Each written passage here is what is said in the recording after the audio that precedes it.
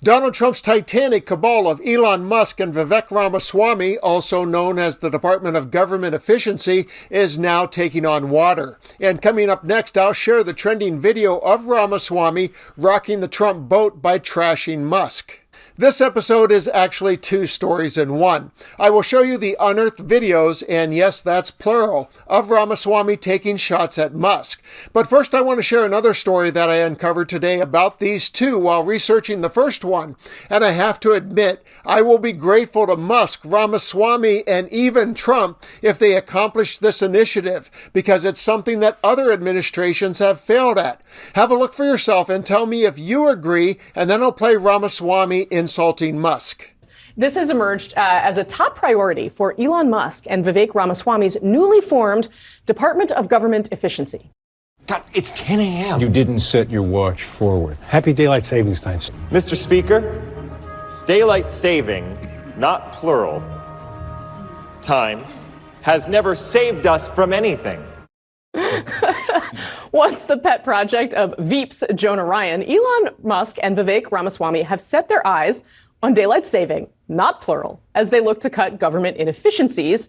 And now their effort may have some bipartisan support. Democratic Congressman Jared Moskowitz becoming the first Democrat to say he will join the new Doge caucus intended to support Musk and Ramaswamy's department. I'm sure there's going to be things that Elon and Vivek are going to come up with that I'm vehemently going to disagree on, and I will make sure that I'm a loud voice voting against that stuff. But we got to go to where the conversations are happening. The idea that we're not going to go to these places and just pretend the conversations aren't happening is not a way to conduct business here.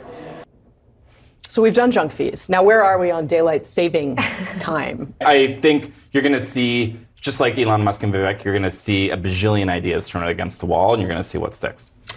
Yeah, but I do think that the daylight savings time thing is something that might happen. They almost got it through the last Congress, didn't they? It had a bipartisan push behind it, and it kind of died at the end. Well, so we tried it back in the 1970s, right? Permanent daylight saving time, and nobody liked it, right? So, Kristen, do you think this is something that would actually happen? I mean, there's an economic argument around permanent daylight saving time, but again, for actual human beings, it's another thing. Well, and add to that the fact that if you have little kids, getting them to bed at a strange hour that they don't totally understand is also not a lot of fun. But I do like in the summer that the sun is out longer. Yeah, well, so speaking of, the children have problems. You know who else has problems with daylight savings time? Dogs.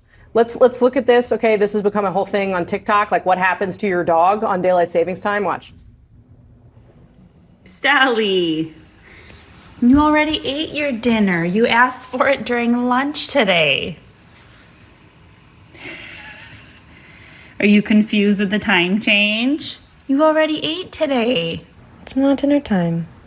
It's only 4. The worst day of his life. What do you think? I mean, I think that when major newspapers say we don't know if this is a joke or not when they were talking about that, it just shows that like maybe Doge isn't going to be the most serious thing, and that there are probably other things in efficiency besides daylight saving time that we could be talking about right now. But what do I know? Yeah. It is definitely not a joke to me, and I think it's a very good use of their time because that clock going forward is easily my least favorite day of the year, but I digress. I'm not here to support Ramaswamy and Musk. I'm here to poke fun at and poke holes in their odd pairing. And that became easier today because of a video that was posted by a group called Republicans Against Trump. The post read, Vivek Ramaswamy has a lengthy history of attacking Elon Musk, calling him a puppet of China, in China's pocket, referring to him as a circus monkey, among other things. Circus monkey, among other things.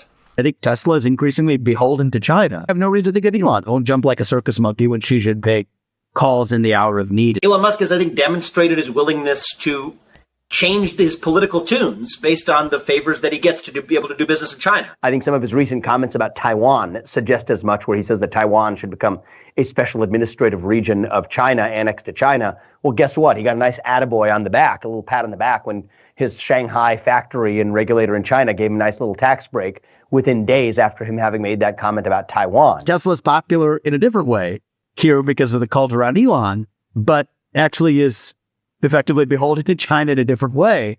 I was a little concerned watching Elon Musk's, Shanghai, what they call Master Plan 3, is literally what their name of it was for production of a bunch of the mega pack batteries that are designed to eventually power an electric grid in Shanghai. So at a time when Ramaswamy could be intellectually honest, he had some serious concerns with Musk's relations with our military and manufacturing adversary. As a businessman, he enjoyed speaking unfiltered. But as a politician and as a beta to Elon's alpha, I'm sure the muzzle will be on and will be pulled tight. But his unfiltered words then leans into some serious concerns that now need to be somehow addressed by Democrats. Elon Musk's business interests are so global and so intertwined with government affairs that putting him in a public service role is like asking a fox to guard the henhouse and avoid the temptation of serving himself. Companies owned by Musk are affected by trade regulations, auto industry regulations, and environmental policies, and SpaceX relies heavily on NASA and military contracts, and X faces ongoing social media regulation debates. Musk relishes the opportunity to be a disruptor and will use his vast resources and influence to bend the system to his will. Democrats will need an army of ethics lawyers just to navigate the daily conflicts of interest. And with great irony, that will not be very efficient for our government. And I will give Bloomberg News the final word. Watch as they reveal another string that Elon Musk will be able to pull as a Washington and Trump insider. And perhaps the most alarming conflict of Musk's cost-cutting role is his potential ability to halt unfavorable investigations into his business dealings. Right now, there are between a half dozen and a dozen different investigations into Elon Musk's companies. I can't comment, because it's legal stuff. But I'm curious what you guys think.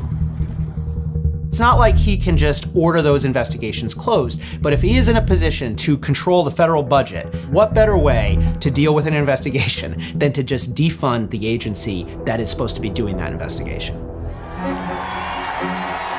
There's one thing we learned from the last Trump presidency, which is that it doesn't really matter what your job is in the Trump White House. What matters is who is talking to Trump on a regular basis. And right now, that is Elon Musk.